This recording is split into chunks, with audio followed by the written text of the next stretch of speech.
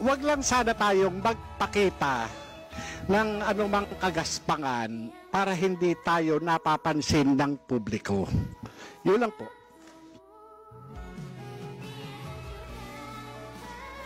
Sabihin?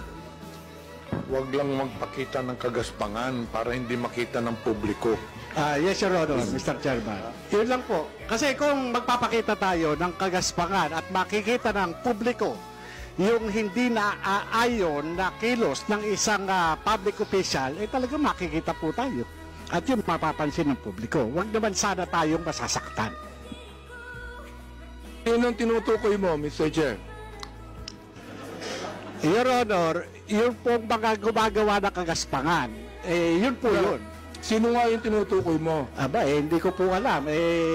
Siguro po, maaaring kayo po, Your Honor, mawalang galang na po, nasa inyo po yun, kung sino po yung mapapatungkulan nun. Mr. Chair, ano ba yung kagaspangan na narinig mo? Sino yung nagsabi ng kagaspangan? Your Honor, ito po bilang isang dating tauhan ng gobyerno. Nagiging maingat dapat ang isang tauhan ng gobyerno habang siya ay nanunungkulan. Katulad ng pagnanakaw, pag-aabuso sa tungkulin, pagmamalabis. Yan po yung isa sa mga dapat na tinitingnan natin.